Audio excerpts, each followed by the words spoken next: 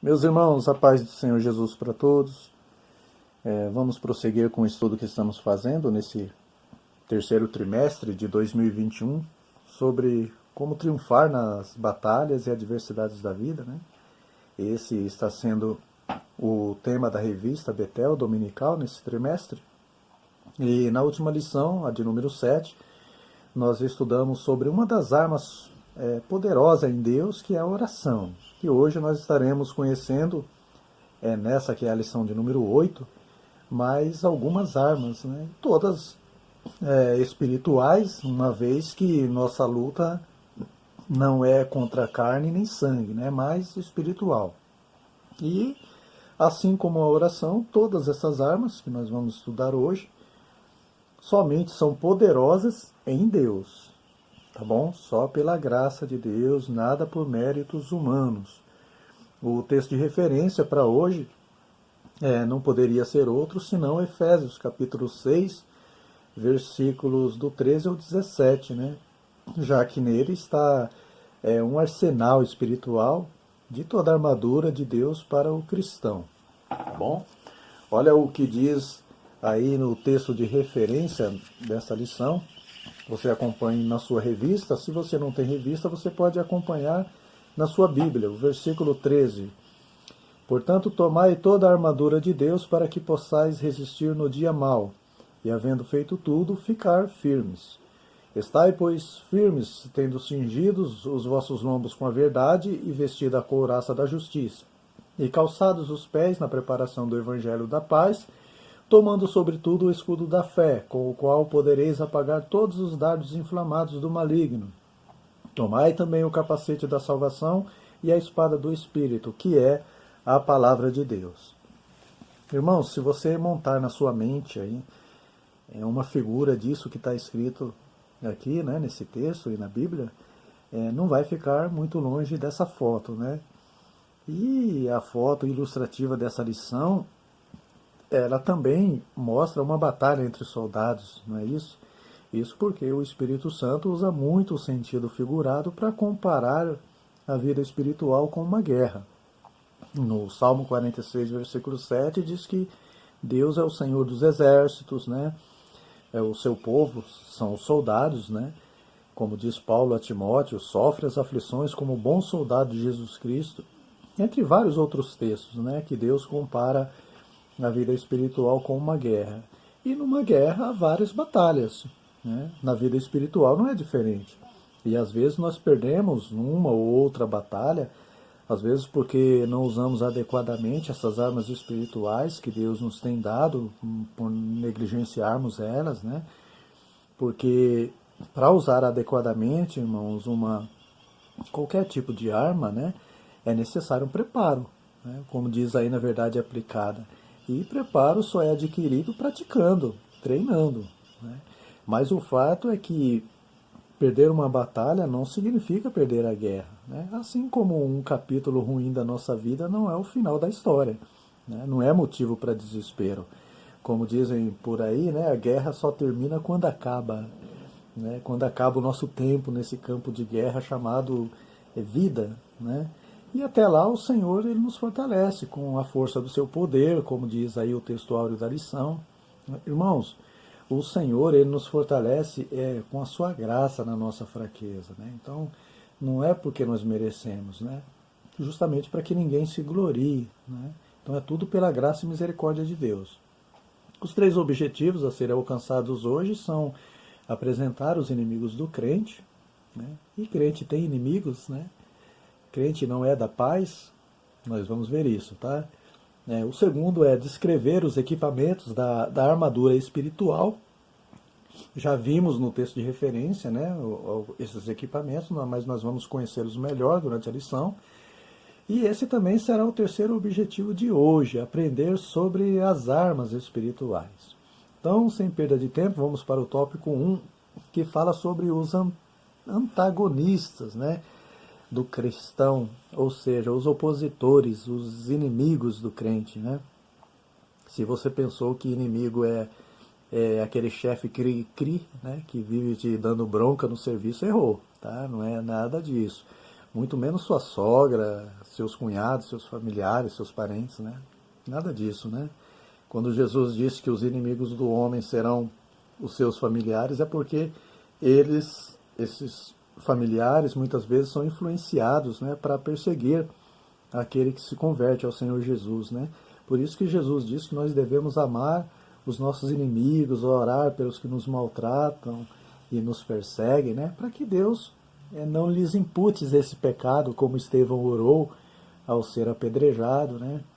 Para que Deus os perdoe também, porque não sabem o que fazem, como Jesus orou também ao ser crucificado, e para que os olhos espirituais dessas pessoas sejam abertos, né?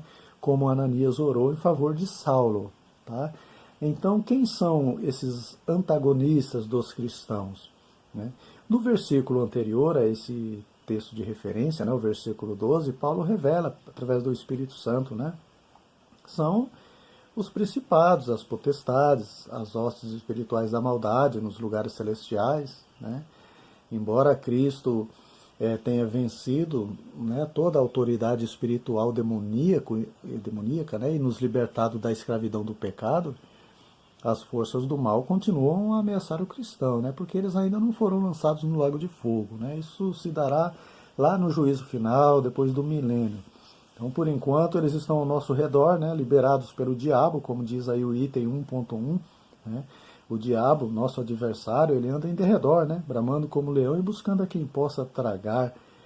E ele é conhecido também por vários outros nomes, né? Satanás, adversário, acusador, Beelzebul, maligno, né? Príncipe deste mundo, entre vários outros nomes, né? E ele se opõe contra tudo que vem de Deus, né? Ele veio para matar, roubar, destruir, usando sempre suas artimanhas, né? Que são a calúnia, a mentira, o engano, a tentação, entre várias outras armas usadas pelo diabo, né? E se ele usou tudo isso contra o Senhor Jesus, né, ele vai usar contra nós também. Jesus disse, né, que não é o servo maior que o Senhor, né? Por isso, nós devemos nos revestir de toda a armadura de Deus para que possamos estar firmes contra as astutas ciladas do diabo. Assim, o outro inimigo do cristão, o antagonista, né, está aí no item 1.2, que é o mundo. Claro que não é no sentido literal, nem no sentido de humanidade, né, das pessoas, porque Deus amou o mundo, né, amou o mundo de tal maneira, né, a humanidade, né, e nós, como cristãos, nós devemos amá-los também, né, mas esse antagonista, mundo, que está se referindo aí na lição, né, como inimigo do cristão, refere-se aos valores mundanos, né, às práticas pecaminosas das pessoas sem Deus, a concupiscência da carne. E esse inimigo é muito perigoso, irmãos, porque ele habita nas pessoas sem Deus, né? O mundo jaz no maligno, né? E claro que nós não podemos nos afastar dessas pessoas, né? Jesus não se afastava dos pecadores, né? A exceção quando ele ia orar a sós com Deus, né? Só que ele não deixava se envolver com as práticas dessas pessoas, né? E Jesus ele foi tentado e sem nunca pecar. Então não quer dizer que a gente tem que se afastar das pessoas sem Deus, não. A gente tem que se afastar das práticas delas, mas estar perto para falar da palavra de Deus, né? Para orientar essas pessoas. E para nós não contaminarmos com o mundo, irmãos, sem nos afastarmos do mundo, nós temos que andar na direção do Espírito Santo, né? Paulo diz aos Gálatas, né? Andai em espírito e não cumprireis a concupiscência da carne. E todo aquele que é guiado pelo Espírito de Deus, esses são filhos de Deus, né? Então, amemos o pecador e aborreçamos o pecado. Já o item 1.3 diz que o antagonista, o vilão do crente é a carne, né? Que também não diz respeito à parte corporal do ser humano, nem no boi, né? Nem do boi, que apesar de estar com um preço absurdo, né? A imprensa diz que é o vilão do consumidor, a carne, né? Mas a carne aqui se refere às obras da carne, que está em Gálatas, capítulo 5, versículo 20 ao 21, né? Lutando contra o fruto do Espírito em nós. Percebe? Aquela luta, Espírito contra a carne. Ou seja, a vontade é intrínseca, né? Que está aí na lição, ou seja, interior, né, os desejos da natureza pecaminosa humana se opondo contra a vontade de Deus. É nesse sentido também que Tiago diz que que tudo que se fizer, todo aquele que se fizer amigo do mundo, dos desejos pecaminosos, né, constitui-se inimigo de Deus. E Paulo ele foi bem explícito quando ele disse que nenhuma condenação há para os que estão em Cristo Jesus, mas que não andam segundo a carne, mas segundo o Espírito, porque a inclinação para a carne é morte, mas a inclinação para o Espírito é vida e paz. Agora vamos conhecer um pouco sobre a armadura de Deus, né, que está aí no tópico 2. Irmãos, como é bom, né, o crente ser sensível à voz do Espírito Santo, né? Não que devamos espiritualizar tudo, não é isso, né? Mas o Espírito Santo, como nós já falamos, ele compara muito as coisas espirituais com as materiais. Paulo escreveu essa carta aos Efésios quando ele estava na prisão em Roma. E, segundo os estudiosos, ele teria observado os soldados que o guardavam ali na prisão. O capacete, a espada, a couraça, as botas, né? Todo o armamento daquele soldado, né? E aplicado isso na vida espiritual, onde o capacete seria a salvação, a espada a palavra de Deus, os pés a preparação do evangelho, a couraça como justiça, né? Enfim, Paulo fez uma analogia de como o soldado de Cristo deve andar. E daqui para o final da lição nós vamos abordar cada arma do Espírito Santo em cada item que estiver aí nessa lição, tá bom? Começando pelo cinto da verdade, que está aí no item 2.1. Estai, pois, firmes, né, tendo cingido os vossos lombos com a verdade, com base em Isaías, capítulo 11, versículo 5, que diz que a justiça, né, seria o cinto de Jesus, seria uma proteção abaixo do ventre da pessoa, né? Os soldados usavam esse tipo de cinto nas guerras. E lá no primeiro livro dos Reis, capítulo 22, versículo 34, diz que o rei Acabe ele aproveitou da simplicidade do rei Josafá, né, e se disfarçou de uma armadura de soldado, já que o inimigo queria matar o rei, né, e o Acabe era o rei também, então ele se disfarçou. E Deus usou alguém na sua simplicidade, né, a pessoa lançou uma flecha sem rumo, lançou em direção do nada, e Deus guiou a flecha justamente entre a couraça e a fivela do cinto ali de Acabe, matando ele assim, né? Porque ele, apesar de ser o rei de Israel, Deus disse que ele era um rei ímpio, né? E quando Paulo diz que nós devemos cingir os lombos, irmãos, com o cinto da verdade, traz a ideia de sinceridade em oposição à falsidade. Acabe usou de falsidade com Josafá, né? E falsidade não combina com o cinto da verdade. E aquele que nasceu de novo, irmãos, que é uma nova criatura, né, deve deixar a mentira, falar a verdade com o seu próximo, né? Porque se alguém recebeu Jesus no coração, recebeu a palavra. Porque lá em Apocalipse, capítulo 19, versículo 13, diz que Jesus é a palavra, né? E do que há em abundância no coração, disso fala a boca, né? Se a verdade está no coração, não tem como sair mentira pela boca, né? Não tem como sair hipocrisia, falsidade pela boca. Se sair, é porque a falsidade está no coração e não a sinceridade, né? Não a verdade. E servir ao Senhor, irmãos, não deve ser mera liturgia superficial, não, tá? Como está aí no texto da lição. Mas tem que ser uma entrega sincera de todo o nosso ser, né? A Bíblia diz que os verdadeiros adoradores adorarão o Pai em espírito e em verdade, porque o Pai procura os tais que assim o adoram. Jesus disse isso para aquela mulher samaritana. Agora nós vamos para outra arma do Espírito que está aí no item 2.2, que é a couraça da justiça, que por sinal foi o assunto abordado na lição 8 do trimestre passado, né? A justiça de Deus, né? Ali nós falamos sobre a justiça de Deus e dos homens também. Fizemos aquela comparação, aquele contraste enorme, né? E seria bom se os irmãos retrocedessem um pouco, né, para adquirirem mais bagagem para falar sobre essa arma de Deus, né, o que Deus tem dado aos homens. Se você por um acaso não assistiu o vídeo sobre a justiça de Deus do trimestre passado, é só entrar aí no nosso canal que o vídeo está aí à disposição, tá bom? Nos tempos antigos, a couraça fazia parte da armadura dos soldados para proteger o peito, né, o tórax, né, de ataques diretos. Claro que, como nossa luta não é contra carne nem sangue, mas espiritual, então isso diz respeito a uma couraça espiritual também.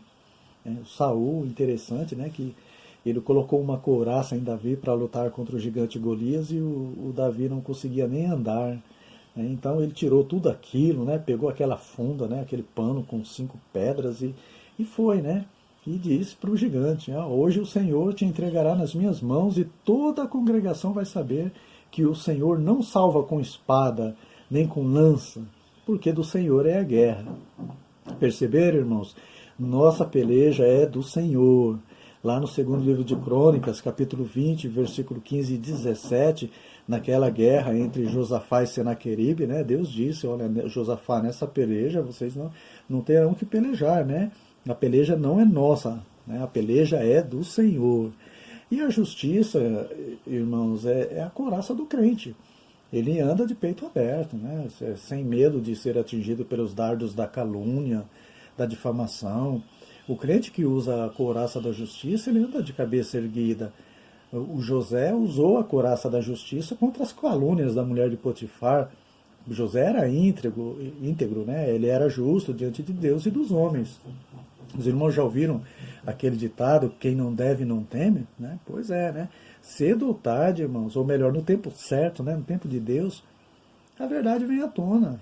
Né? A verdade vem à tona para aqueles que usam a couraça da justiça. O item 2.3 fala sobre os calçados do Evangelho, que é a preparação do Evangelho da paz. Né? Calçados fala de caminho, né, a ser percorrido. Caminho fala de uma jornada, e jornada fala da vida. Né? Salmo 37, versículo 5 diz: entrega o teu caminho ao Senhor, confia nele e ele tudo fará. Ou seja, aquele que está calçado com o Evangelho da paz, com a palavra de Deus, né, ele é guiado por ela. Né? A palavra de Deus é que nos ilumina, que nos mostra o caminho a seguir. Né? Mesmo os caminhos óbvios, né, eles devem ser direcionados pela palavra de Deus. As aparências enganam, eu tenho dito isso aqui. Né? Há caminhos que para o homem parece direito, mas o final é caminho de morte. Né? Então, em todo o tempo, a gente tem que estar calçado com o Evangelho, com a palavra de Deus, o Evangelho da paz. E a caminhada, irmãos, na fé, né, ela é proporcional à nossa preparação na palavra, né, em especial nos ensinamentos de Jesus. Esse calçado, ele nos protege contra as feridas nos pés, né, durante a nossa caminhada, que às vezes é longa, né, só termina lá na Canaã celestial.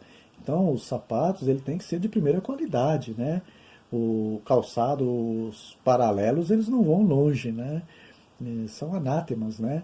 São anátemas, são malditos, né? Os evangelhos paralelos, Paulo disse isso, né? Em Gálatas capítulo 1, versículo 9, se alguém vos anunciar outro evangelho, né, te dar outro calçado para essa caminhada, seja anátema, seja maldito, né? E está cheio de evangelho paralelo por aí, né, irmãos? Evangelho sem cruz, sem renúncia, sem aflições, evangelho do tudo pode, né? Por que que muitos estão parados na caminhada, não conseguem prosseguir? Porque o sapato está furado, né? O evangelho paralelo, né? Esse sapato furado, né? Esse sapato que se desgastou na caminhada. O evangelho da paz, irmãos, é o evangelho de Jesus. Então se submeta a ele, tá? É como se fosse um carro parado, né? Para o carro seguir, é necessário que o acelerador desça e a embreagem suba, né? Então nós somos como se fosse um acelerador e Jesus a embreagem. Então é necessário que ele cresça, que Jesus cresça, que a embreagem cresça e que eu diminua, né? João Batista disse isso. Isso é muito importante, irmãos, a humildade. Vamos agora para o tópico 3, né, que vai nos apresentar o equipamento para o combate. Né? Enquanto que a couraça da justiça, o cinto da verdade, o calçado do evangelho, né, são peças da vestimenta espiritual, né? O escudo da fé, o capacete da salvação e a espada do Espírito são como peças de combate. Né? Essas peças todos os soldados de Cristo devem portar, né, e usar na peleja. Né? Nós temos dito isso aqui também, que não adianta um soldado estar armado até o dente e não usar essas armas. A tendência é perecer, né, na peleja. Tá bom? E usar também da maneira adequada. Para isso tem que conhecer essas armas espirituais. E não tem como conhecer se não estudá-las, né, na palavra de Deus. O 3.1 fala então do escudo da fé, com o qual nós poderemos apagar todos os dardos inflamados do maligno. Né?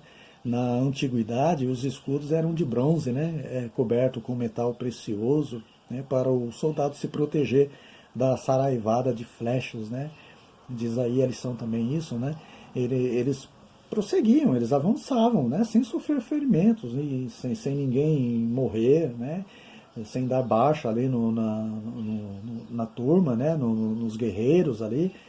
Então eles prosseguiam, mesmo levando aquelas flechadas, porque o escudo, né, ia abrindo caminho para eles, né, ia protegendo eles. Na vida espiritual também funciona assim. Os dardos inflamados do maligno são as aflições, as dificuldades, as tentações, as seduções do mundo, né? E nada disso pode parar o soldado de Cristo que está protegido com o escudo da fé. Deus disse para Abraão, né, não temas, Abraão, eu sou o teu escudo, né? E da mesma forma, todos os soldados de Cristo têm ele pela fé como escudo também. Davi também disse, né, no segundo livro de Samuel, capítulo 22, versículo 3, Deus é o meu rochedo e nele confiarei, o meu escudo e a força da minha salvação. Então, meus irmãos, tenham Deus, tenham a fé em Deus como seu escudo contra os dardos inflamados do maligno. Já o item 3.2 apresenta o capacete da salvação. Irmãos, assim como a couraça protege um órgão vital, que é o coração, né, o capacete também protege o cérebro. Né? Se um dos dois, irmãos, parar de funcionar, já era. Né? Então, o cérebro, o coração. E na vida espiritual, cérebro e coração, né, eles estão ligados, diz respeito ao pensamento. Né? Por isso que é muito importante cuidar deles, protegê-los, pensando em tudo que é puro, justo, honesto, verdadeiro, ou seja, pensar em coisas que edificam, né? Lembrando sempre que da nossa salvação, pensando nas coisas que são de cima. Né? Os dardos que o inimigo usa para afetar o coração e o cérebro do crente são o desânimo, né? As impurezas, as seduções, como fez com Davi, né?